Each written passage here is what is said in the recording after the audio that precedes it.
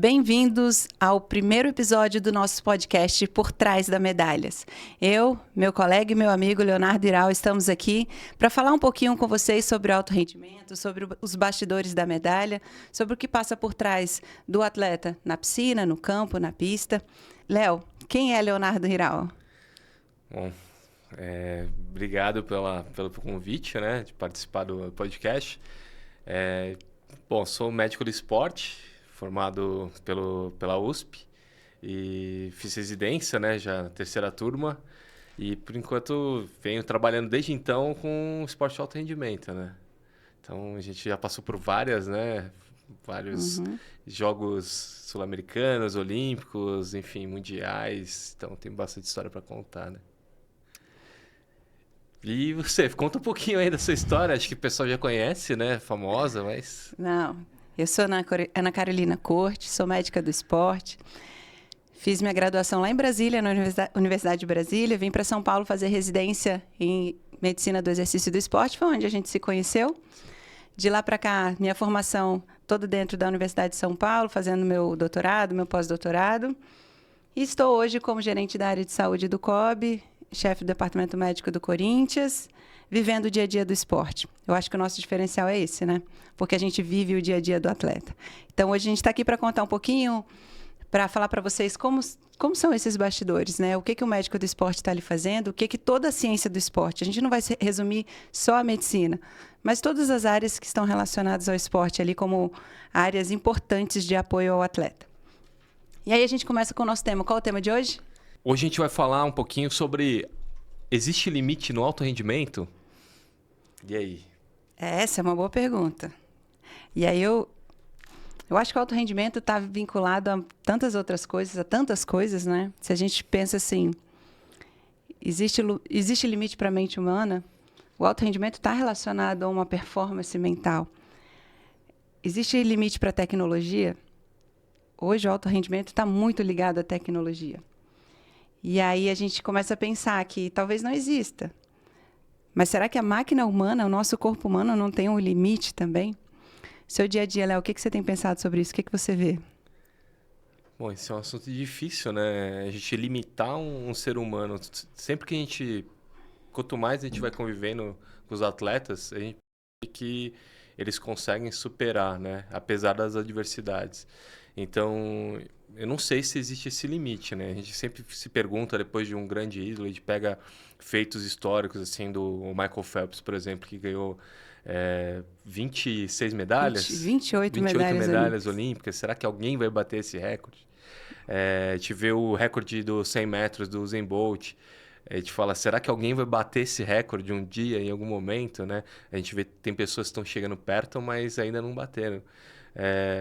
Fica se perguntando, né? Desse limite mesmo em questões físicas, mas aí tem outros debates que a gente tem que ter também, né? Porque a gente está falando dos super-humanos, né? Pessoas que são destaques, mas quando a gente fala de esporte de alto rendimento, a gente tem que lembrar que não são só essas pessoas, né? A gente lembrar que eu andei dando uma olhada ontem, né, sobre o assunto, e a gente vê que 0,00012% da população é olímpica, né? Você vê que é um fato muito raro, mas o esporte de alto rendimento existem vários níveis. A gente sabe que, por exemplo, tem muita gente que está com 10, 11 anos e já está praticando esporte de alto rendimento, por exemplo, na ginástica. Né? Exatamente. Nos saltos ornamentais. Tem gente com 14 anos, 13 anos que já está ganhando medalha olímpica. Então, a gente vê que existe alto rendimento nessa idade mais nova, né? Então, quando que eles começaram, né? Quando essas crianças começaram a performar? E você acabou de falar do Michael Phelps, e por acaso, eu trouxe um livro dele aqui, porque eu sou, cara, sim, sou muito fã do que ele foi como atleta. E o livro é exatamente isso, Michael Phelps, Sem Limites, a busca incansável pelo prazer de vencer. Talvez essa seja a resposta. Talvez o alto rendimento, ele não tenha limite, porque existe dentro de cada um dos atletas uma busca incansável pelo prazer de vencer. E é um prazer, é super prazeroso ganhar. Eu falo para os meus atletas, quando existe a vitória ali presente, quando eles ganham alguma coisa, lembra desse sentimento, porque é esse sentimento que você tem que buscar todas as vezes lembra como foi bom, como está sendo bom, para que a gente busque isso.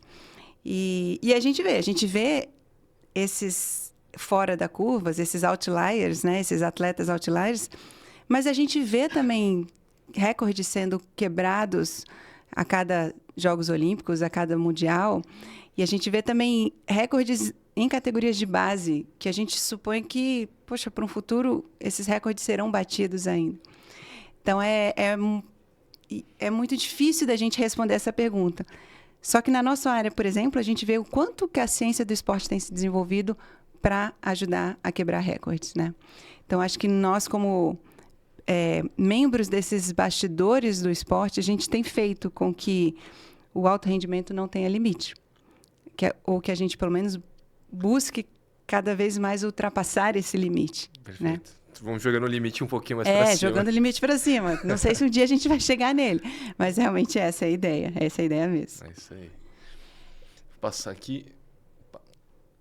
Então a gente tem aquela pergunta, né, famosa. Acho que é a primeira pergunta quando a gente encara um esporte de alto rendimento.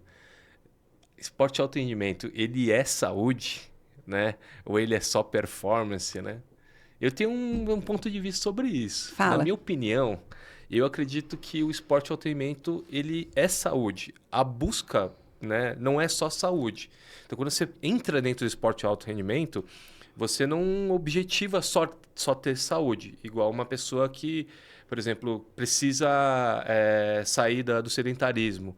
Então, o esporte de alto rendimento, ele envolve você estar saudável. Para você fazer coisas que o limite do corpo vai perto do limite do seu corpo, né? Às vezes até ultrapassa um pouquinho, você precisa estar saudável. E acho que esse é um requisito básico.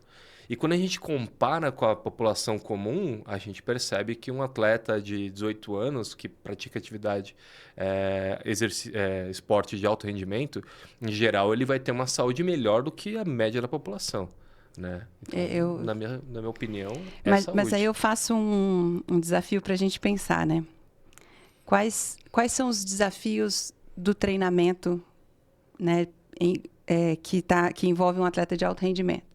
São lesões, uma pressão psicológica incrível, absurda, talvez fora do padrão, uma abdicação de vida social, né? Se você não... Você perde o contato com amigos, você não vai a aniversários de pais, de avós, você perde esse convívio social. E aí, se eu voltar lá na definição do que é saúde pela Organização Mundial de Saúde, que é o bem-estar físico, mental, social. Se a gente for olhar ao pé da letra, será que o alto rendimento, a performance, ela é saúde ou não? Eu acho que, de maneira geral, sim. Quando a gente vê essa obrigação, muitas vezes a gente está falando de pessoas que estão brigando por medalhas e tudo mais, mas dentro do esporte de alto rendimento, a gente vê objetivos diferentes, né? É óbvio que você tem situações ruins, mas eu vejo que isso acontece na sociedade. Então, assim, o esporte reflete muito o que a sociedade é. Uhum. Então, você pode ter pessoas que estão... que são ruins com crianças, que são ruins com alunos, e isso está dentro da sociedade. Isso também transporta uma parte para o esporte. Uhum. Eu acho que no esporte não é que o esporte tenha mais. Em questão de convívio social, você vai ter um convívio social meio limitado mesmo, né? Então, assim, em geral, quem pratica esporte de alto rendimento, as amizades, elas estão dentro daquele ciclo mais limitado. Então, quando a gente fala daquele percentual pequeno de atletas olímpicos, a gente vai falar também no percentual muito pequeno de pessoas que você acaba convivendo, né? Então, é diferente de uma comunidade maior na escola, ou se você... muitas vezes o atleta ele não vai conseguir frequentar a igreja, ou frequentar, assim, outras atividades sociais que é comum para uma criança, por exemplo. E, obviamente, que você vai ter um ciclo social bem mais limitado. Acho que essa pressão ela vem de vários lados, né? Do próprio atleta, acho que tem, dependendo do nível do atleta, da sociedade E também tem dentro da própria casa, né? Dos treinadores, eu vejo que tem uma série de, né, o staff, tem gente que acaba cobrando o atleta, mesmo que pareça de forma indireta, mas quando você chega para um atleta assim, pô, vamos ganhar, né? Pô, eu tô acreditando em você, precisa ir atrás dessa medalha. E às vezes o atleta ele não precisa dessa palavra de, né? Ele precisa às vezes de uma palavra de conforto. Falar, pô, se você precisar de mim, eu tô aqui. Acho que essa é a nossa parte, né? Às vezes a gente acaba cobrando o atleta até meio que diretamente. E eu vou te falar até para sustentar isso de que realmente é saúde, eu gosto muito de falar de um artigo científico que foi um estudo durante 12 anos, feitos com atletas do Tour de France, comparados com a população geral da França. E foi visto a expectativa de vida desses dois grupos. E aí foi visto que os atletas, a expectativa de vida daqueles que competiram no Tour de France durante alguns anos, a expectativa de vida foi maior em 6,3 anos. Ou seja, eles viveram mais do que a população comum da França. Claro que existem muitos pontos para se discutir dentro de um artigo desse, né? Como foi a qualidade de vida dos últimos anos desses atletas ou não? A gente sabe as repercussões que o esporte pode trazer, mas é aí que entra a nossa área hoje. É cuidar do atleta, mas para que ele tenha uma longevidade com performance e que o pós-carreira não seja sofrido, como a gente escuta de tantos ex-atletas que sofrem com dores de joelho, que fizeram prótese de quadril, prótese de joelho. Hoje, a ciência do esporte tem evoluído de uma forma para que a gente consiga, para que os nossos atletas, mesmo depois de terminarem, de aposentarem nas suas carreiras como atletas, eles tenham uma vida saudável. E quando eu vejo esse artigo, a gente vê que, poxa, a expectativa de vida já é maior em atletas do que numa população comum em 6 anos. Então, é saúde, né? Eu concordo, é saúde também. Concordo com você. Acho que a gente tem que lembrar, não só desse ponto, né? De lembrar das coisas boas que o esporte traz. Então, quando você tem o hábito de manter, né, um esporte de alto rendimento, você acaba ficando longe de drogas. É verdade. Você fica longe de outros vícios, né? Tabaco, drogas. Então, a gente vê várias histórias de atletas de alto rendimento que estavam para entrar na criminalidade ou em algum momento entraram na criminalidade e conseguiram sair. Então, você vê que o esporte ele é um promotor social, ele te tira também dessa zona de risco, né? Ele te traz, assim, pessoas boas. Então, quando eu vejo, assim, quando a gente olha o esporte de alto rendimento, as pessoas olham sempre as lesões, né? Fala, pô, esse atleta, fulano de tal precisou colocar uma prótese, mas a gente tem que levar um lado global, né? Tudo que aconteceu na história daquele atleta, provavelmente aqueles atletas que estão colocando uma prótese com 60, mesmo que seja mais jovem, 50 e poucos anos, ele poderia não ter vivido até aquela idade, porque ele, em algum momento, ele, né, se envolveu com coisas erradas e acabou levando o rumo dele, acabou indo para um lado ruim. Então eu vejo muito disso. A gente tem que lembrar um momento muito complicado para o atleta, que é a transição, né? Então, quando a gente fala da passagem também, a gente fala do bem-estar físico, social e mental, mas depois que eles param, esse impacto mental, quem não está preparado, acaba levando um impacto mental muito grande. E muitas vezes também tem a parte econômica, né? Então, o atleta, em algum momento, ele pode chegar a ganhar muito dinheiro, muito jovem, mas ele tem que lembrar que a vida dele vai se estender durante um bom tempo. Né? E a vida acabou a vida. O atleta, na verdade, eles dizem, né, que eles morrem 2 vezes, né? A primeira é quando eles param de ser atletas. É verdade. E depois quando chega o momento que todo mundo vai passar, né? Agora, uma coisa, a gente vê muito no nosso dia a dia, a gente mesmo prescreve muita medicação para os atletas, até para o alívio de uma dor específica para que eles possam treinar. Eu vejo que nós temos uma função de manter o nosso atleta treinando. Sim. O tempo todo. Porque ele só vai performar se ele treinar. Não tem como a gente não atua, a gente não tem uma ingerência no resultado final se ele não treinasse. O nosso papel vamos deixar o atleta saudável da melhor forma possível para que ele treine e assim ele vai performar. Mas no dia a dia, a verdade é que muitas modalidades são muito, muito sofridas mesmo. Você tem muito impacto e gera muita dor. E parece rotineiro na vida de alguns atletas se automedicar ou ter a prescrição médica de uma medicação para que eles treinem sem a dor. Até que ponto isso vale a pena, né? Até que ponto isso é saudável para o nosso atleta? Essa é uma conversa já bem complicada, porque eu acho que depende muito de cada caso, né? Eu acho que quando a gente conhece o que está acontecendo e sabe que você tem aquela lesão, se você tomar algum medicamento, ela não vai se agravar de maneira tão importante que ele precise passar por uma cirurgia ou correr algum risco de saúde, eu acho que a gente acaba pesando isso, né? Ou mesmo a situação, por exemplo, o atleta está lesionado, né? E só que ele está, sei lá, precisa competir uma final de mundial, de Jogos Olímpicos. Talvez isso jamais aconteça novamente para aquele atleta, aquela situação dele poder competir. Então a gente acaba pesando tudo, né?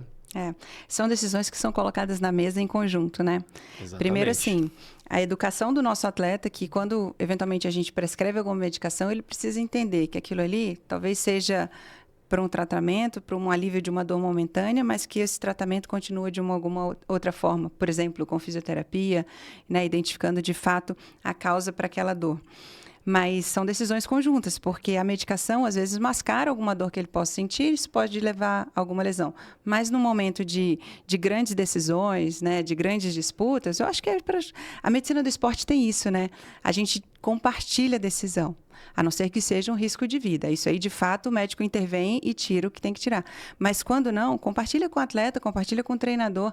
Essa decisão vale a pena? Então, vamos embora. Vamos assumir o risco juntos e a gente está aqui, todo mundo junto, para um resultado, né, de performance incrível que a gente espera. E eu acho que o nosso diferencial é esse. Quando o médico do esporte trabalha com o atleta diariamente, a gente vê num dia, mas no dia seguinte a gente está avaliando de novo. Para a gente é muito mais fácil entender a resposta de uma dor, de uma medicação, porque é diferente do consultório, onde você vai vê-lo daqui a um mês. Então, eu acho que isso, o nosso papel facilita como médico de equipe nessas decisões a serem tomadas, inclusive de prescrição de medicamentos, né, em caso de dores. Com certeza, eu acho que esse é um ponto que é muito importante. Vamos lá. Quais são os sacrifícios do atleta de alto rendimento? Então, coloquei até uma frase do Michael Phelps, né? Ele tem um vídeo que ele na internet, dá para procurar. Ele fala que ele treinou a primeira Olimpíada, ele não ganhou nada, mas ele tinha 15 anos de idade. Só que ele saiu daquela Olimpíada frustrado. Ele foi finalista, chegou a ser quinto colocado. Acho que foi um dos atletas mais jovens a estar na Olimpíada, mas a partir desse momento ele falou, ó, eu não vou mais para figurar, eu quero mudar a história da natação. E aí ele fala que 6 meses depois ele bateu o primeiro recorde mundial dele. Uhum. E ele falou que durante 5 ou 6 anos ele não perdeu um único dia de treino, ele não ficava doente, ele fazia de tudo, ele comia mais de 10 mil chegou a comer mais de 10 mil quilocalorias de alimento por dia, né? Alimentos, suplementos. E ele fala que perdeu feriados, perdeu Natal, perdeu aniversários, né? Não tinha aquela convivência social, que é aquilo que a gente estava falando, mas que ele conseguiu, né, chegar no resultado que ele desejava. Ele conta isso nesse livro e uma vez eu assisti uma palestra do treinador dele que contou exatamente essa história, que ele ficou durante um ciclo olímpico e um pouquinho mais, treinando todos os dias. E tem um caso de que ele teve uma fratura de punho, ele imobilizou e ele foi trabalhar, ele não parou. No dia seguinte, ele estava fazendo perna na piscina, ele estava com a prancha lá, com o punho acima, fora da água e treinando. Ele não parou em momento algum. E aí, quando você vai fazer as contas, isso significa... Hoje, um atleta de natação treina 6 vezes por semana, de segunda a sábado. Domingo é folga. Mas se você coloca um dia a mais por semana, você está com 1/7, né? 1 de 7 dias... um dia, vamos fazer a conta, são 1/7 de treino a mais do que os outros, né? Ou seja, isso, se fossem 7 anos, seria 1 ano a mais de treino. Então, essa foi a conta, né? Para a gente ter uma ideia do quanto a mais de treino ele teve treinando todos os dias do ano. É claro que a gente... Né? Isso não é para qualquer um. Não é para qualquer um. Né? A gente não está estimulando ninguém a fazer isso. Isso é Michael Phelps, não é para qualquer um. E a experiência que ele teve com um treinador que soube dosar o treino em cima de um atleta que é realmente muito, muito fora da curva. Exato. E que tem condições disso, que tinha um corpo com condições disso, que se alimentava de uma forma para isso, que tinha todo um cuidado para que ele conseguisse treinar 7 vezes por semana. E isso aconteceu e ele se tornou, foi isso mesmo, nas Olimpíadas de Pequim, de Sydney, com 15 anos, ele foi 5º lugar do mundo e a partir daí ele entendeu que era isso que ele queria e aí, recordista, né, o nosso maior recordista de medalhas olímpicas, são 28 medalhas, são 23 medalhas de ouro, 3 de prata e 2 de bronze. É difícil superar. Não, acho que é difícil superar. Vai ser muito assim... Até porque eu acho que está existindo uma evolução do esporte em vários países. Eu dou um exemplo aqui. Quando a gente vai para a ginástica masculina, de um aparelho, você tem um campeão olímpico de uma nacionalidade, um outro aparelho de outra. Isso já está espalhado no mundo. Você não tem mais um país como antigamente a Rússia era a grande campeã. Estados Unidos, Rússia, polarizavam. Né? Muito. Agora não, agora está distribuído. Então isso cada vez vai ficar mais difícil. Um atleta ter esse número de medalhas. Porque também existe uma especificidade do esporte cada vez maior. O Michael Phelps nadava 100 borboletas, 200 borboletas, 100 livre, 200 livre, revezamento medley, de 100, 400 medley, exatamente, tudo isso. Então, eu acho que hoje, cada vez mais, os atletas estão se especializando. E aí vai ficar... a concorrência está maior também. Isso. Eu acho que os países que não tinham tanto desenvolvimento começaram a melhorar muito. Então, a gente vê campeões assim, de lugares... a gente pega lá acho que o Popovic é da Romênia, né? Se eu não me engano. A gente tem também o atletismo. Eu vejo a diversidade de países que ganham medalhas no atletismo. E isso vem se tornando cada vez mais comum, né?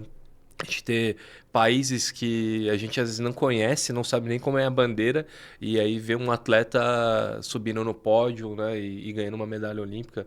Acho que vai ser uma tendência mesmo que você está falando. Acho que esse feito do Michael Phelps, ele é fenomenal, mas dificilmente vai... E voltando exatamente no tema, né, no assunto de agora, né, quais são os sacrifícios do atleta de alto rendimento? Bom, o Phelps se sacrificou absurdamente, é um grande exemplo. Mas a gente vê no nosso dia a dia o sacrifício diário dos nossos atletas, né? Perdendo o convívio social, perdendo atletas que são pais, não conseguem ver seus filhos crescerem pela demanda, pelo tempo investido no esporte, dedicado ao esporte, né? Sim. Então, existe, de verdade, o preço da medalha, ele é invisível para quem está na arquibancada. É só quem está no dia a dia, só quem está vivendo aquilo, quem está nos bastidores é que consegue enxergar o sacrifício desses atletas em busca da medalha. E eu também vejo, assim, uma outra ponta, né, dos atletas também que não tem tanta projeção internacional. Assim, eu trabalho no Pinheiros e lá tem atletas, por exemplo, que ganham um salário que é baixo, né? Chega um salário mínimo, talvez até um pouquinho menos do que isso, né? Então, assim, a gente viver de esporte no Brasil é muito difícil. Então, quando a gente vê o Michael Phelps, quando a gente vê o Usain Bolt, quando você vê algum atleta muito bem sucedido, a gente tem que lembrar que ele é a exceção da exceção, né? A maior parte dos atletas vai ter problemas econômicos, vai ter que conviver com alguma lesão e não vai ter um apoio, né? Não vai ter dinheiro para poder, né? Vai depender de algum favor. Então, assim, a gente vê que o esporte de alto rendimento, principalmente aqui no Brasil, ele é muito complicado, é complexo o cenário, né? Porque para a maioria deles não vai ter essa estrutura, né? Então, assim, eu vejo que o sacrifício deles eles sacrificam tempo, sacrificam dinheiro, né? É algo que se faz, assim, o esporte olímpico, para mim, assim, é algo que o atleta ele tem que amar, né? Porque se a gente coloca na ponta do lápis, financeiramente não se ganha bem, né? eles acabam sendo julgados às vezes, né? Como é tido assim, existia uma cultura muito maior, acho que isso está mudando um pouquinho, mas existia uma cultura que o atleta ele só nada, só corre, então ele entre aspas ele seria um vagabundo, né? E a gente vê que não, né? São pessoas que se dedicam, elas estudam, elas planejam, então assim, sacrificam parte do dinheiro. É algo que é bem, a gente vê, acho que o sacrifício do atleta hoje no Brasil é nesse sentido, sabe? Vai muito além e isso acaba pesando parte psicológica para eles também. Enfim, acaba ampliando tudo, né?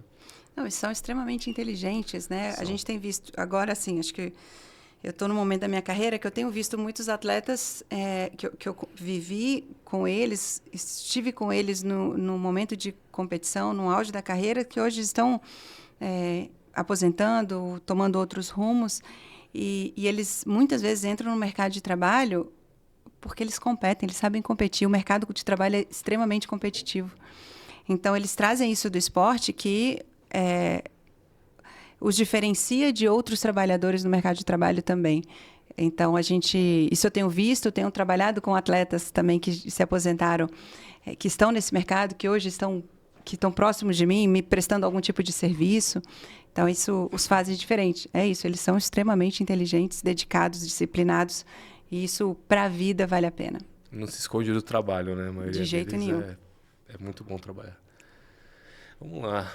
Alto rendimento e saúde mental. Esse é um tema que está na moda, né? Muito na moda, muito na moda. Eu coloquei uma pessoa que está na moda também, né? Simone Biles aí. Na ginástica, ela tem uma frase, né? Na ginástica, se você se machuca, você vai ao médico e ele diz, pô, essa lesão vai levar 6, 8 semanas para você voltar. Mas no caso da jornada da saúde mental, não é assim que funciona, né? É verdade. E assim, eu acho que primeiro a gente tem que entender um pouquinho a diferença de saúde mental e de preparação mental. Porque a saúde mental é você ter um bem-estar das suas emoções, saber lidar com as suas emoções, reagir ao teu colega de trabalho, ao teu chefe, a imposições colocadas para você, a decisões no dia a dia, com tranquilidade, com paz emocionalmente. Eu acho que a saúde é isso, a saúde mental é isso daí. Você saber lidar com as situações do dia a dia, né, sem entrar num desequilíbrio, sem isso, tendo um equilíbrio emocional. Já, quando a gente fala do esporte de alto rendimento, a gente também tem um lado de se preparar muito bem mentalmente para aquela competição. Em cima daquela pressão que a gente já tem falado aqui, a pressão que existe do esporte, saber lidar com essa pressão e saber reagir a essa pressão de uma forma competitiva, com foco, com disciplina, né, com inteligência, com uma tomada de decisão rápida e assertiva. E isso é se preparar mentalmente. Mas assim como da parte física, a gente não consegue preparar nosso corpo fisicamente se a gente não estiver saudável. E a parte mental é a mesma coisa. Se a gente não tiver com uma saúde mental, é muito difícil a gente se preparar mentalmente para um estresse de uma competição, para uma pressão de uma competição. E aí, voltando talvez o nosso exemplo, né, do podcast, Michael Phelps, ele se preparou muito mentalmente também. No livro, ele conta quantas visualizações ele fazia da prova. Ele, por mais que não estivesse ali na piscina, que ele estivesse em casa, em outros momentos, ele se visualizava ganhando, se visualizava perdendo, visualizava a prova com algumas dificuldades, e aí ele conseguia. Se isso acontecesse, não era a primeira vez que ele estava vivendo. Ele já tinha mentalizado aquilo tudo. E ele até conta uma história, que foi nas Olimpíadas de Pequim, na final dos 200 borbo, que ele caiu na piscina e entrou água no óculos dele.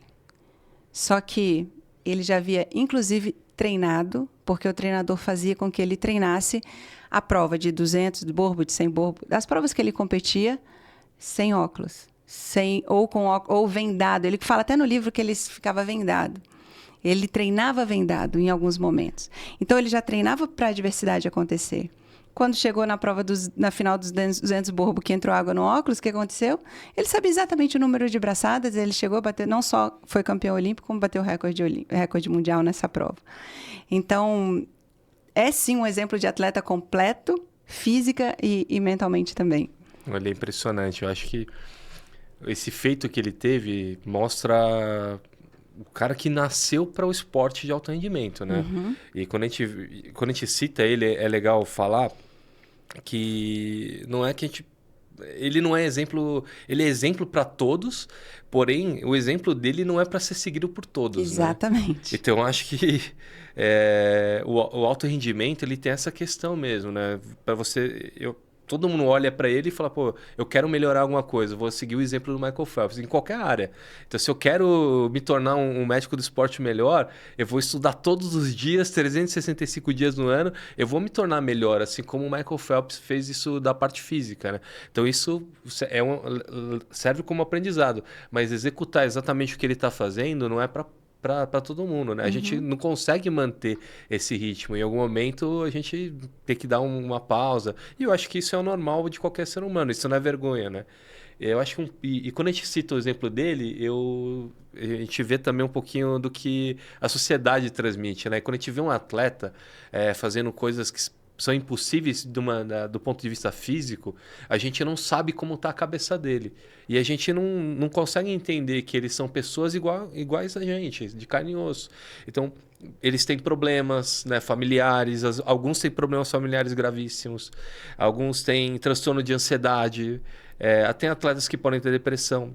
Eles vão ter os mesmos problemas que qualquer pessoa da sociedade. Então, quando a gente olha alguém como eles, a gente idealiza e percebe que, fala, pô, o Michael Phelps teve uma situação ruim na carreira dele, que ele foi pego fumando maconha. Pô, ele é de carne e osso. Ele também erra, ele também faz coisas que, sabe, que não são... Ele não é 100% perfeito. Então, e para todo mundo isso é um absurdo. Mas quando a gente transporta para a sociedade, a gente vê um monte de gente fazendo coisas erradas também, né? E ele recebeu a sua punição, ele cumpriu sua punição e ele retornou. Né? Isso Sim. faz dele mais forte ainda, eu entendo, sabe? Com certeza. Porque agora, mesmo grandes atletas, eles têm também um déficit da sua saúde mental, uma doença mental, como a Simone Biles relatou. Como a Simone Biles ficou fora das Olimpíadas de Tóquio, um momento ela falou assim, eu preciso parar, porque a gente também precisa se cuidar. Né? Eles ficam expostos, né? Igual qualquer pessoa também. Acho que são pessoas de carne e osso. E foi o que ela passou. E é o que está sendo realmente o assunto da moda, a saúde mental. Sim. Muito mais até do que a preparação mental, né? A saúde, primeiro porque a gente tem que cuidar para depois performar. Isso vale para a saúde física, para a saúde mental. A gente precisa cuidar dos nossos atletas e identificar... E esses atletas que estão passando por alguma situação de alguma doença mental, eles nos dão indícios disso, eles nos mostram, eles falam para a gente, a gente precisa abrir os olhos para isso, saber enxergar quando existe esse pedido de socorro e atendê-los, porque senão não vai para frente. Não vai para frente o treinamento, não vai para frente as tomadas de decisões corretas em competições, o foco de treinamento. Isso não vai para frente, porque tem uma coisa que precisa ser tratada e cuidada. Então, a gente tem que ficar muito atento a isso, muito alerta. Existem hoje especialistas nessa área, cada vez mais os psicólogos estão dentro do esporte, cada vez mais os psiquiatras estão dentro do esporte, são médicos que estão hoje fazendo parte de equipes. Né, são médicos de equipe também, a psicologia, a psiquiatria, porque entende-se que a mente precisa ser vista de uma forma diferente. A doença precisa ser vista como o médico vê a doença física também, né? Não, perfeito. E a gente vê muitos atletas, né, que estão ganhando, estão tendo sucesso, e aí eles estão tristes, né, muitas vezes. Então a gente consegue perceber, às vezes, você ganhou alguma coisa e você olha assim, o semblante dele ele não tem felicidade. Ele tá ganhando, tá conquistando algumas coisas, mas ele tá chorando, escondido. Então a gente precisa olhar os sinais, né?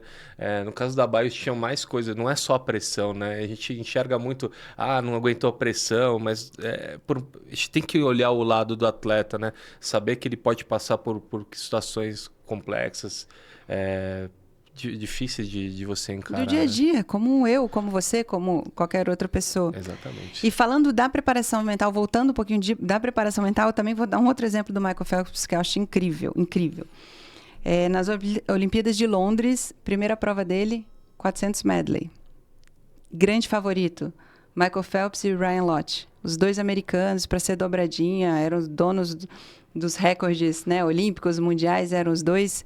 E o que aconteceu? Nosso Thiago Pereira ganhou a medalha de prata. Ryan Lott ficou em primeiro, Thiago Pereira ganhou a medalha de prata e o Michael Phelps ficou em quarto lugar, na primeira prova dele das Olimpíadas de Londres. Alguns anos depois, uma repórter brasileira foi entrevistá-lo. E aí ela veio, né, falando exatamente disso. Poxa, como é que foi para você naquela primeira prova, onde você estava buscando um recorde de medalhas, mais recordes, né, quebrar todos os recordes? Como é que foi para você não conseguir uma medalha e ser vencido pelo Thiago Pereira? E ele falou bem assim, ó, naquele momento eu tive que virar a página, porque eu tinha muito mais provas a seguir para ganhar, para buscar o meu objetivo. Próxima pergunta, por favor. Ou seja, ele virou a página. Né? E às vezes a gente precisa fazer isso. No dia da prova, ele absorveu bem aquela derrota, entendeu que ele precisava virar, e ele virou e vamos embora, vamos para cima. Né? Tratamos a derrota naquele dia, mas existe ainda um mundo de coisas para acontecer. Era só o primeiro dia dos Jogos Olímpicos de Londres. Depois disso, ele ganhou mais 6 medalhas em Londres, ganhou mais 6 medalhas no Rio, e aí se tornando quem ele se tornou. A gente às vezes vê o atleta, ele lida muito bem com o sucesso, mas o fracasso às vezes não lida tão bem, né? A gente vê muitos casos assim de atletas que estão preparados para ganhar, mas não estão preparados para perder, né? Principalmente quando alcança. E acho que esse é um dos pontos que a gente vê mais, né? Não é que não seja difícil chegar no topo, é muito difícil. Mas se manter, ter aquela motivação, né? Uma vez que você já ganhou, tem aquela sensação do dever cumprido. E a gente vê no Michael Phelps algo que é impressionante mesmo. Ele conseguiu absorver aquela derrota e acabou trazendo até com provavelmente algo positivo, de pô, agora eu não vou falhar de jeito nenhum mais para frente. Então é uma cobrança, mas é uma questão do pensamento dele. Como é que opera a cabeça de um multicampeão mesmo. Isso é bem legal. E quando você fala de fracasso, não é nem um fracasso ali numa prova, numa competição em si, são outros fracassos na vida, outras decisões erradas, mal tomadas, ou outras repercussões do dia a dia, ambientais, que podem levar. Estou falando disso porque achei muito interessante, quando houve o adiamento das Olimpíadas de Tóquio para um ano seguinte... Mudou tudo. Mudou tudo. Mudou o planejamento, mudou... Sabe quando você está no limite, assim, olha, foram 4 anos treinando para essa prova, para essa competição. 3, 4 meses antes dos Jogos Olímpicos de Tóquio, os Jogos Olímpicos foram adiados em um ano. E aí que eu queria trazer um relato das psicólogas que trabalham com o esporte olímpico daquela época, que trabalhavam, que trabalham hoje ainda. Quantos atletas tiveram sintomas depressivos, com grandes dificuldades de retornar ao treinamento. Por quê? Porque sua energia estava exatamente contada para aquele prazo de 4 anos. E você respirar e retomar por mais um ano não é nada fácil. Vou te dar um exemplo da minha vida. Assim, não sou atleta, não estou falando de competição. Mas para minha apresentação do pós-doutorado, eu fico imaginando se eu estava ali pronta para aquele momento. Se 2, 3 semanas antes chegassem para mim e falassem assim, olha, essa defesa vai ser adiada em 3, 4 meses, não sei se eu aguentaria. Porque eu já estava mentalmente preparada para aquele momento. E ter que mudar tudo e me colocar mais alguns meses ansiosa, porque isso gera uma ansiedade que é natural. Né? Se essa ansiedade não comprometer o seu vigor, a sua vontade, tudo bem, isso é bem natural. Então, de verdade, eu não sei o quanto eu estaria pronta para postergar essa minha defesa de doutorado. E aí eu fico imaginando que a minha Olimpíada era a minha defesa de doutorado. Para eles, esse postergar foi muito complicado. E aí gerou muita doença mental, muito atendimento de psicólogos, muito tratamento de atletas que não era o planejado. Né? Bom, eu lembro que foi muito difícil, porque não foi só a questão de postergar, né? A gente era um cenário de pandemia. E aí, assim, posterga ou cancela, né? Então, assim, a gente não sabia se um ano depois teria um prazo de até um ano para saber se teriam os Jogos Olímpicos de verdade ou não. Ou com risco de cancelar. Então, assim, você teria que treinar mais um ano e você não saberia se era possível competir ou não. Então, assim, era um cenário bem... Para a gente foi difícil, né? Que estava envolvido e participou posteriormente como staff. Para a gente foi difícil, eu imagino como foi para um atleta a cabeça dele. Treinar um ano sem saber que... será que eu vou competir mesmo ou não, né? E ainda teve outras implicações disso, porque depois que você posterga um ano, você tem um ciclo de 3 anos. Isso. Então isso cria um impacto. Às vezes a pessoa já falou assim, pô, eu vou fazer vou tirar, no caso das mulheres, por exemplo, muitas atletas mulheres, elas competem em Jogos Olímpicos, logo no ano seguinte elas se programam uma gravidez para poder ter esse tempo. Eles não tiveram esse tempo. Tem atleta, todos os atletas, na verdade, programam, eu vou tirar uns 6 meses para cuidar da minha vida financeira, aproveitar esse momento dos Jogos que está em evidência, para ganhar um dinheiro, fazer um pé de meia. Ou para descansar, para recuperar. Para descansar. E eles não tiveram isso. Então, assim, mentalmente foi muito desgastante mesmo. Esses 2 ciclos foram bem pesados, eu acho. Por isso a gente precisa falar sobre isso, né? Sobre saúde mental, sobre preparação mental. Isso tem que fazer parte do dia a dia hoje desse bastidor do esporte, desse bastidor da medalha. Não tem como. Hoje não dá para não ter em sua equipe multidisciplinar, que trabalha com atleta, não ter alguém responsável por essa saúde mental. Isso é realmente fundamental. Perfeito. Vamos passar. Essa é uma pergunta que a gente respondeu parcialmente, né? Mas atletas competem lesionados? Bom, acho que a resposta é sim. Sim. Né? Não dá para mentir, a resposta é sim. Agora, com lesionados eles estão... Eu deixei um caso aí do Oscar Figueroa, que é um atleta do LPO, é um colombiano. E ele teve durante a Olimpíada de Pequim, ele não conseguia ter força no grip. Então, ele foi desclassificado porque não conseguia levantar a barra. Logo na sequência, ele fez um exame do punho e não tinha nada. E aí um atleta falou, acho que você pode ter algum problema na cervical. Eu estava tendo os mesmos sintomas que você está tendo. Ele fez um exame e descobriu que ele tinha uma hérnia cervical, C6 e C7. E aí ele descobriu que ele provavelmente ia ter que passar por um processo cirúrgico. Só que nesse processo cirúrgico era arriscado, ele inclusive poderia não só parar de ser atleta, como existia um risco para ele de saúde, dele virar tetraplégico. Ele decidiu operar, ele falou que ele nunca chorou, né? Depois, assim, esse vídeo está disponível na internet, é bem... acho que o brasileiro deve lembrar porque foi uma das cenas mais emocionantes que tiveram na Olimpíada do Rio. Depois que depois ele voltou, ele foi prata em Londres, e ele operou novamente, né, já com menos gravidade, mas teve que operar novamente. Um ano antes, acho que 8 meses antes, e aí no Rio de Janeiro ele se tornou campeão, que era o objetivo dele, né? Ele falou, ele brinca, no vídeo ele fala que até no ônibus ele queria sentar em primeiro, porque ele não queria ser o segundo de jeito nenhum. Ele queria sempre estar em primeiro, ele não queria só ganhar uma medalha, ele queria ser campeão. E aí acho que quando ele consegue essa medalha de ouro, e logo na sequência ele tira o sapato e coloca na frente o sinal de que ele aposenta. Então o ciclo dele foi completo, né? Que legal. Atingiu o objetivo. E é o que a gente falou mesmo. As lesões acontecem.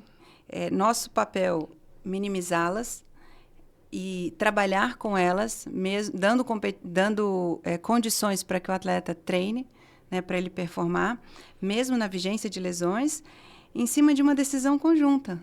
Sentar na mesa, olha, e a gente tem que passar essa informação. A gente tem que decidir pontualmente, sim, claro, mas na maioria das vezes a decisão ela é compartilhada. Então, assim, você pode seguir treinando porque, apesar da lesão, o risco dela aumentar é muito pequeno. É uma outra condição de você pode seguir treinando, mas fazer esse movimento, a chance é muito alta de ter uma lesão maior e precisar ir para uma mesa cirúrgica. Então, são essas condições que precisam ser compartilhadas e a decisão ser tomada junta. Uma coisa é uma final de campeonato, uma coisa é uma final olímpica, que aquilo pode mudar a história de vida do atleta. E aí ele tem todo o direito de aceitar e topar, seguir, mesmo com uma lesão ou não. Mas ele também tem o direito e nós temos o dever de informá-lo do que está acontecendo. E aí a decisão a gente assume junto, né? Então, acontece sim. Eu acho que a questão dos atletas lesionados tem uma questão que é bem importante, que assim, a gente consegue adaptar treino, né? É verdade. A gente consegue direcionar para um treino que ele machuque menos.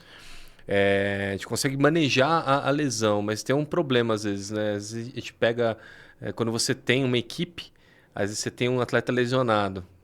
Será que esse atleta ele vai contribuir para a equipe ou não? Então, às vezes a gente pega umas encruzilhadas meio complicadas, né? Por exemplo, será que a gente substituir esse atleta por um atleta que está saudável é a melhor opção? Então, assim, qual que é o impacto, né, que isso gera? Pra gente, eu acho que é uma das... Pra mim, pelo menos, acho que é uma das decisões mais difíceis. Porque muitas vezes não depende do atleta, né? O atleta tá sempre querendo. Então, quando a gente pergunta para a maior parte dos atletas olímpicos, nível mundial, eles querem, né? Independente do que está acontecendo. Mas o duro é a gente, quando a gente vai ter que tomar uma decisão. Por exemplo, são 3 vagas, você tem 4. E aí, será que você tira esse atleta para colocar esse quarto? Né? Ou no esporte coletivo, será que você troca esse atleta, né, porque ele está lesionado? Será que vai dar tempo? Qual que é a importância desse atleta? Então, acho que essas são as decisões mais difíceis. Que a gente não compartilha só com o atleta, o desejo dele é estar. Mas a gente tem que conversar com a comissão também e tomar decisões difíceis. Isso que eu ia dizer, é exatamente assim que eu trabalho. Eu mostro para a comissão que existe essa situação com o atleta e que talvez ele não esteja 100% para executar a tarefa proposta. Mas que, de repente, uns 80% dele vale mais do que o 100% de algum outro atleta na composição de uma equipe. Então, aí a decisão deixa de ser minha. A informação é passada por mim, mas a decisão, porque eu estou falando de uma decisão técnica para performar ali, essa decisão passa a ser de uma comissão técnica, né? Então, mais uma vez mostrando o nosso papel por trás da medalha. A gente tem o papel de dar a informação. Algumas vezes de tomar decisões. Algumas e talvez muitas vezes de tomar decisões também, principalmente como médicos. Mas grande parte das vezes é de dar a informação e sugerir e ouvir e entender o que é melhor para o atleta. Até porque, isso que eu acho muito legal, às vezes a gente tem que tirar o atleta. Faz parte da nossa profissão tirar o atleta. E aí, o dizer não para uma comissão técnica, eu sempre lembro que eu estou dizendo sim para o meu atleta. É o sim para a saúde dele, é o sim para o bem-estar dele. Dizendo não para que ele não está apto para ir para esse jogo, para essa competição, para essa prova. Então, isso também é o que me dá conforto. Muitas vezes, o não para a comissão é um sim para a saúde do meu atleta. A gente tem que pensar de maneira... É difícil tomar. Para mim, acho que é o que tem mais complicado dentro da nossa área, né? Porque a gente não consegue prever o futuro, né? A gente tem um conhecimento técnico de saber, essa lesão pode se agravar muito, ele ficar fora, né? Em vez de ficar fora 2 semanas, vai ficar 3 meses. Então, a gente pesa isso daí. Com o nosso conhecimento, a gente consegue distinguir e tenta explicar na hora, naquele calor do momento. Às vezes, assim, essas duas... às vezes ele está no meio de uma final olímpica, então perde os 3 meses. Ou até mais, às vezes, né? Vai arriscar fazer de tudo naquele momento. Mas ele está numa final de um campeonato brasileiro, será que vale a pena, né? Assim, a gente acaba pesando tudo isso, né? Acho que... depende do atleta também, do nível do atleta, né? O que é um final de um brasileiro representa para ele. Às vezes pode ser a vida, né? Pode ser. É o que traz é o que dá direito a uma bolsa atleta, né? Uma vaga uma vaga num Pan-Americano, uma coisa assim.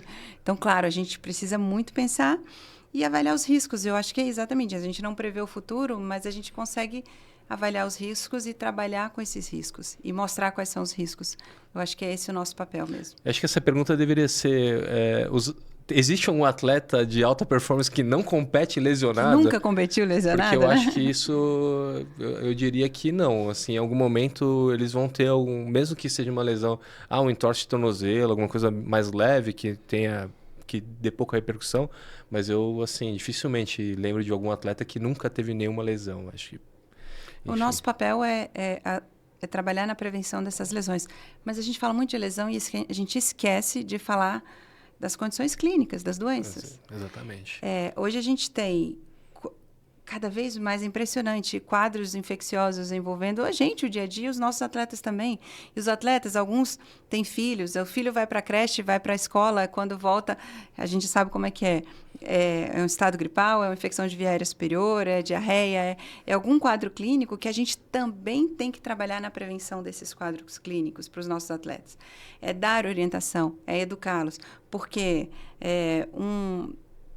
uma dengue, uma Covid, como a gente aprendeu a lidar com a prevenção com a Covid? A Covid nos ensinou muito a prevenir, né, da Covid. Mas qualquer condição clínica dessas, dengue, Covid, uma gastroenterocoliite, uma infecção, uma gripe, um resfriado, isso também tira o nosso atleta de treino, assim como a lesão tira. Tira, às vezes deixa ele mais debilitado, acontece de perder peso porque não consegue se alimentar, desidratar por uma questão de uma diarreia, vômitos, alguma coisa assim. E aí ele perde treino, ele fica debilitado, você tem que repor a condição física dele ainda para que ele volte a treinar e ele consiga performar.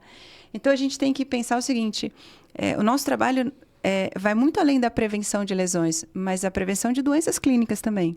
Fora que a gente tem... Você não tem atleta hipertenso, atleta diabético, atleta asmático? A gente tem, eu lido com isso todos os dias. Eu tenho que controlar para que esse meu atleta não descompense da doença de base dele. Porque se descompensar, são dias para colocá-lo, né, no equilíbrio, na homeostase do corpo dele, reequilibrá-lo, para que ele possa treinar e competir. Então, a gente, como bastidor do nosso atleta, por trás da medalha, a gente tem todas essas funções também. Né? E uma coisa que eu vejo, assim, quando um atleta ele pede, né, para não participar, não vejo nenhum... Eu não conheço, assim, um cenário que o atleta fala, não tenho condições de participar e ser obrigado a entrar em campo, a ir jogo. A gente não vê essa situação. Geralmente é o contrário, a gente tem que segurar um pouquinho, né? Mas o atleta que fala, não tenho condições de jogo, de treino, enfim, a gente acaba tirando mesmo. É muito o atleta que dá esse feedback pra gente, muito mais do que a decisão nossa, né? Às vezes ele chega e fala assim, hoje eu não tenho condições, a gente precisa ouvir. Inclusive, assim, é muito legal. Tem trabalhos feitos pelo grupo da UEFA que dizem exatamente isso. Diante de vários parâmetros que a gente usa para prevenção de lesão, estou falando assim de exercícios preventivos, estou falando de métodos de recuperação, de controle de carga, tudo isso, parece que o mais eficaz é a comunicação. Eu ouvir o atleta é o que vai me dar mais subsídios para entender assim, olha, é o momento de tirar ou não. E nisso a gente consegue prevenir uma lesão, a gente consegue mantê-lo em condições físicas, controlando o treino, a carga, controlando, restringindo alguns movimentos no treino para que ele não tenha lesão. Então, é isso. O que foi entendido de anos de estudos com o futebol europeu é que, dentre todos os parâmetros, a comunicação entre o atleta, o treinador e a equipe médica, quando a comunicação ela é eficaz, esse sim foi o parâmetro mais importante na prevenção de lesões. E alguns casos de atletas que chegam pra gente com alguma queixa que pode parecer uma queixa muito leve, às vezes é um pedido de socorro, né? Então, assim, muitas vezes a gente fala, não, fala pra gente o que tá acontecendo. Às vezes tá tendo algum problema, alguém tá doente na família, você ficou no hospital até tarde, tá preocupado porque o pai tá doente, a mãe tá com uma doença grave. Então, o filho tá internado. Então, assim, a gente tem que entender que o atleta não é um robô, né? Então, às vezes, assim, ele passou a madrugada inteira acordado porque o filho estava internado no hospital.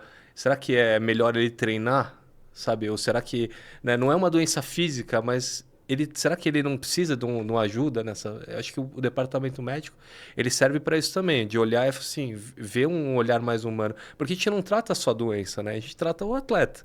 O atleta às vezes ele não precisa ele precisa descansar porque ele teve uma noite que foi totalmente atípica. Então acho que é esse ponto que às vezes a gente acaba sendo um canal de comunicação para a comissão, né? Porque... Você falou bem aí, a gente não trata só doença. Na verdade, Nosso foco é saúde. E aí eu volto lá, eu até vou complementar a definição de saúde da Organização Mundial de Saúde, que não é só o bem-estar físico, mental e social, é também, mas ele não se limita só a isso, né? Mas, na verdade, ele não se limita à ausência de doenças. Não é só, você não está saudável porque você não está doente. Sim. Você está saudável porque você tem um bem-estar físico, mental e social. Não é só porque você não está doente. Eu acho que é isso, assim. E quando a gente escolhe medicina do esporte é porque a gente quer trabalhar com saúde, né? Perfeito. A gente não gosta de hospital, né? A gente não gosta. A gente prefere tirar os nossos atletas e a gente mesmo ficar fora dos hospitais. Exatamente. E aí, vamos finalizando, chegando na parte final aí da nosso podcast. Atleta de alto rendimento, vale a pena ser atleta de alto rendimento? E aí, essa pergunta é difícil, hein? É uma profissão, não é? É uma profissão. É uma profissão. É uma profissão onde você abdica de muitas coisas, mas você também tem coisas que quase ninguém vive, né? Você tem condições de... O número que você falou de quantos atletas olímpicos tem no mundo, 0, um monte de zero aí, depois antes do 1. Olha só o nicho que é restrito, né, de viver uns Jogos Olímpicos. A gente já viveu Jogos Olímpicos não sendo atletas, como staff, como o por trás da medalha. Isso foi incrível, uma experiência incrível nas nossas vidas, assim, que eu vou levar para o resto da vida, uma das coisas mais bonitas que eu já vivi, e valeu a pena. Porque eu também me sacrifico muita coisa da minha vida pelo esporte, não sendo a atleta. Foi difícil. A minha Filipina foi bem difícil. Muito difícil. Mas a gente também sacrifica e vale a pena. Considerando que, por mais que tenham lesões, dificuldades, pressões, por mais que a gente entenda que o cenário não é fácil, mas eu acho que a gente chegou num ponto de que também é saúde.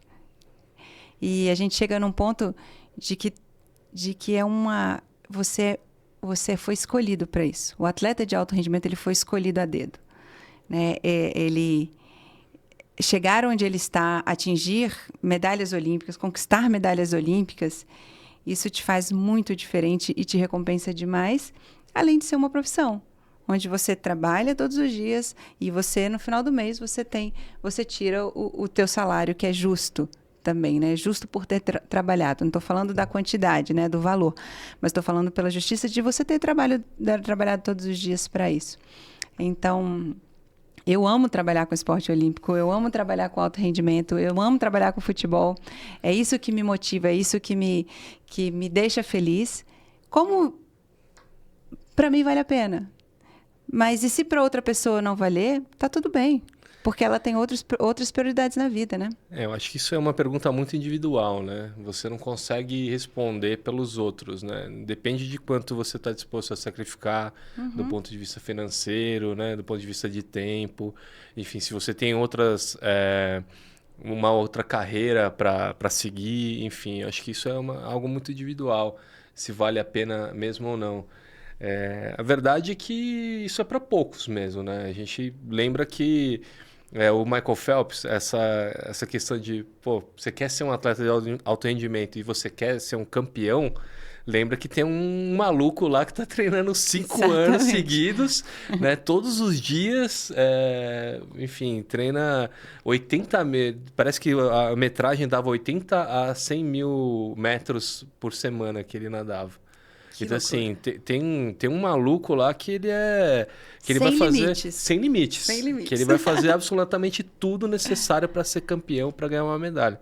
Então, assim, é algo que, se você escolher, precisa levar muito a sério, né? Precisa, não é só amar, né? Precisa pensar em todos os pontos, porque tem muita coisa boa, tem bastante coisa ruim, mas igual tem para todo mundo, né? Então, assim, a gente fala da saúde. Se você for um trabalhador da construção civil, você vai ter lesão também, né? Se trabalhar num trabalho mais braçal, você vai ter lesão. Se trabalhar no aeroporto, você vai ter lesão. Pode ter problema, né? auditivo, enfim, toda profissão ela tem seus riscos, né? Nossa, a gente tem riscos biológicos, às vezes quando você vai fazer um procedimento, se contaminar, pegar uma doença grave, todo mundo tem algum risco aí quando vai escolher uma profissão, né? Então, assim, acho que os atletas precisam conhecer os riscos que eles estão passando e também encarar aquilo lá e se preparar da melhor maneira possível. Os ganhos, eles são... Aí é um pouco mais complicado, porque quanto mais você tem resultado, mais você ganha também, né? E quais são os resultados que ganha? Depende do seu esporte. Se ele não é só a dificuldade, né? Então tem gente que fala, pô, mas eu faço um esporte que é super difícil. Tá, mas quanto que vende o seu esporte também? Tem essa questão, né? Então o dinheiro assim você vai receber, quanto que você produz também, igual para todo mundo, né? Então você trabalha com algo que tem um ganho muito alto, você vai ter provavelmente um salário mais alto. No esporte também é assim, né? Não, e aí, falando exatamente disso, de se preparar para isso, eu acho que a gente pode deixar umas dicas aí para aqueles que estão começando no esporte, como com o olhar de uma equipe de apoio para esse atleta, né? Então, para começar, a minha dica é que você procure essa equipe de apoio, que você tenha uma equipe. Quanto mais multidisciplinar, mas também que essa equipe se converse, que é muito importante, isso é melhor. Alguém para cuidar da sua saúde mental, um psicólogo, ou um psiquiatra, um médico para ter no seu dia a dia, para que te ajude nas suas condições, para que te ajude na tomada de decisões, para que trate suas doenças, para que te ajude na prevenção de doenças. Um nutricionista é fundamental, porque o esporte está muito relacionado à questão física, então você ter o corpo ideal para o teu esporte é muito importante. Falando de força muscular, de potência, e para isso também já entra junto com um preparador físico, um fisiologista, entendendo direitinho o seu dia a dia, o seu processo de recuperação, suas cargas. Ter o fisioterapeuta, que é o braço direito de um atleta, né? Onde o fisioterapeuta está ali atuando exatamente nas dores. Né? Ele geralmente é a linha de frente do atleta, né? É aquele que recebe as primeiras informações do atleta e tem condições de trazer para essa equipe. Gosto muito do massoterapeuta envolvido na equipe. A massagem é, sim, um dos principais também pontos de recuperação para o atleta. E aí, sim, montando uma equipe, entendendo, estruturando, porque essa equipe vai te dar o suporte para que você performe bem. Mais dicas? Acho que é isso. A gente lembrar para os pais também que nem todo mundo vai ser atleta olímpico, né? Essa pressão também acho que vem às vezes de casa muito. Eu, pelo menos na minha experiência, vejo muitos pais muito ansiosos, às vezes mais do que os atletas.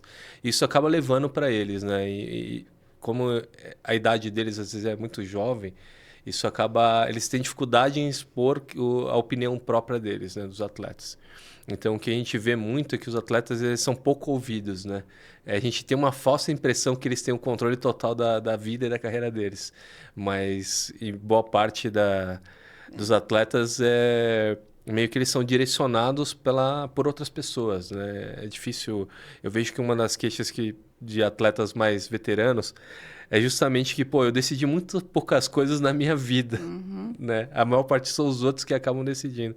Então, eles têm pouca autonomia mesmo, assim. Acho que talvez esse olhar, né, dentro de casa mesmo, de, dar uma liberdade, o que o atleta está querendo mesmo, né? Acho que vai ter as dúvidas e tem um momento que é bom você falar, não, você está no caminho, vamos lá. Quer repensar? Realmente é isso que você quer? Né? Veja os prós e os contras, né? Acho que tudo na vida tem isso. É o lado bom e o lado ruim. Então, tem que ver se aquilo se adequa a você, né? Eu acho que é exatamente isso. Para os pais que têm os seus filhos começando no esporte, escute seus filhos. Veja se é isso mesmo que eles querem. Porque se eles tiverem que fazer por uma imposição sua, aquela modalidade, aquele esporte, ele não vai estar disposto a abdicar de tudo que a gente falou pelo esporte. Então, escute. Porque se ele quiser, aí pode investir. Porque aí vai ter futuro. E assim, olha esse lado também, né?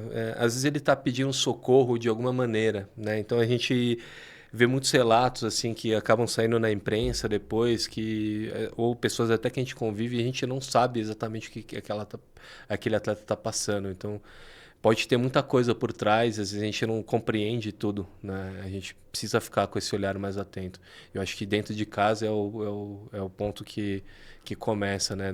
Do atleta poder se expor, e aí depois que ele vai ter mais intimidade, né?